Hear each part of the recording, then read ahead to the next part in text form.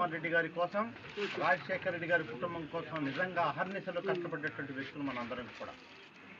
కానీ ఇవాళ సమస్యలు అయితే ఉన్నాయి ఖచ్చితంగా. ఆ సమస్యలను తెలుసుకొని పెద్దల దృష్టికి తీసుకువెళ్ళటానికి మాత్రం పెద్దలు బ్రహ్మారెడ్డి గారు గ్రామం తిరుగుతూ ఉన్నారు.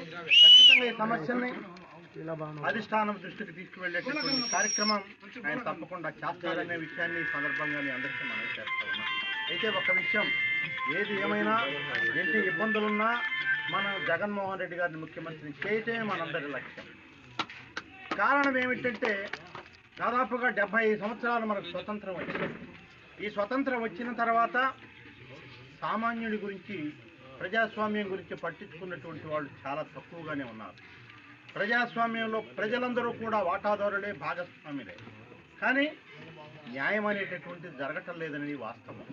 ఈ న్యాయం జరగటంలోనే సామాజిక ఆర్థిక సమతుల్యత పాటించే విధంగా జగన్మోహన్ రెడ్డి గారు ఖచ్చితంగా రాజశేఖర రెడ్డి గారి బిడ్డగా ఈ రాష్ట్ర ప్రజలందరికీ న్యాయం చేస్తా ఉన్నాడనేది వాస్తవం. రాజశేఖర రెడ్డి గారు మైనార్టీలకి, ముస్లింలకి ఖచ్చితంగా 4% రిజర్వేషన్ ఇచ్చినందువల్లే నేను ఈ మధ్యకాలంలో పేపర్లో కూడా చూశాను. ఆ తురకపాలెం నాకైతే తెలియదు, కానీ 29 మంది డాక్టర్లు ఉన్నారు, దాదాపు 200 మంది విద్యార్థులు, ఇంజనీరింగ్ విద్యార్థులు ఉన్నారనేటటువంటి విషయాన్ని నేను చాలా స్పష్టంగా తెలుసుకున్నాను. అంటే అది రాజశేఖర రెడ్డి గారు నిజంగా మన పట్ల చూపినటువంటి కరుణ వల్లనే ఇంతటి గొప్పగా మన బిడ్డలు చదువుకున్నారనేది కూడా. అయితే ఇవాళ జగన్మోహన్ రెడ్డి గారు ఇంకా కొంచెం 4 అడుగులు ముందుకు వేసి సూక్ష్మ స్థాయిలో ఉన్నటువంటి పేదింటి బిడ్డ ఖచ్చితంగా చదవాలి. అది కూడా గొప్పింటి బిడ్డలు చదివేటటువంటి చదువు చదవాలి, ఇంగ్లీష్ మీడియంలో చదవాలి. వాళ్ళు ప్రపంచంతో పోటీ పడి ఖచ్చితంగా ఎక్కడైనా సరే ఈ ప్రపంచంలో ఉద్యోగం సంపాదించాలనేటటువంటి ఒక దృఢ సంకల్పంతో వాళ్ళ తను చేస్తా ఉన్నటువంటి కార్యక్రమాలన్నీ కూడా మనందరికీ తెలుసు.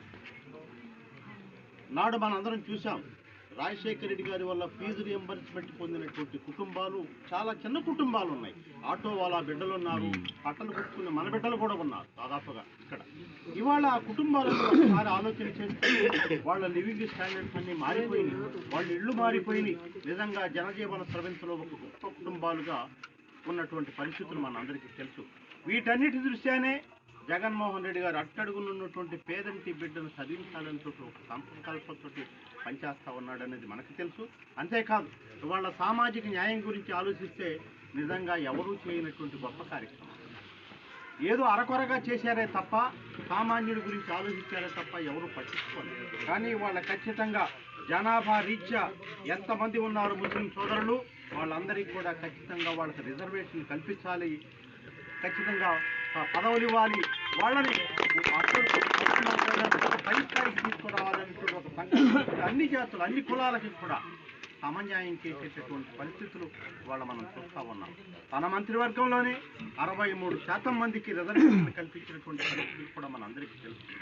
ఎంత గొప్పగా పరిపాలన చేస్తూ ఉన్నటువంటి ముఖ్యమంత్రి గారికి మనందరం అండగా ఉండాలని, మనందరం ఏది ఏవైనా జగన్మోహన్ రెడ్డి గారిని ముఖ్యమంత్రిని మళ్ళీ చేయాలని, మనందరం ఒక తాటి మీద నడవాలనేటటువంటి ఒక సదుద్దేశంతో ఈ అందరినీ కలవాలి, ఈ ఆత్మీయతను పంచుకోవాలి, ఈ సమస్యలు తెలుసుకోవాలి, వీటన్నిటినీ అధిష్టాన వర్గం దృష్టికి తీసుకువెళ్ళాలనేటటువంటి ఒక ఉద్దేశంతో ఇక్కడికి రావడం జరిగిందనే విషయాన్ని మరొకసారి మీ అందరికీ మనం చేసుకుంటూ, మీరింతటి గొప్ప సత్కారాన్ని అందరికీ మరొకసారి సవినయంగా మనం చేసుకుంటూ సెలవు.